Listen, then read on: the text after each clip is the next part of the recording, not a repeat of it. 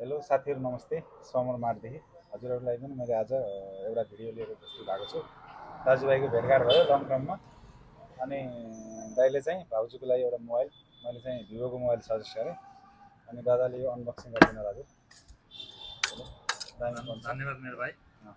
मैले पनि अब सल्लाह सुझाव लिँदाखेरि हजुर यही मोबाइल नै राम्रो हुन्छ भन्ने लाग्यो, त्यही भएर यसैलाई चाहिँ मैले अब अहिलेको न्यू लन्चिङ फोन, किन भन्दा ब्याट्री आइटममा जहिले पनि हजुरको फोन लिँदाखेरि न्यू लन्च भएकै लिनुपर्छ। मेरो सबैलाई सजेस्ट चाहिँ त्यो हो होइन हजुरको। किनकि मोबाइलको लाइफ भनेको 4 देखि 6 वर्ष, यो सबैलाई थाहा भएको कुरा हो। आइफोन पनि स्यामसङ पनि 6 वर्षको अपडेट दिएको छ अहिले, पहिला 4 वर्षको दिन्थ्यो। भिभोको पनि 4 देखि 6 वर्ष। दादा फोन ठिक छ? हजुरलाई कस्तो लाग्यो? ठिक छ। अनि भाउजूले पनि भिडियो हेरेर लाइक गरिदिनु होला।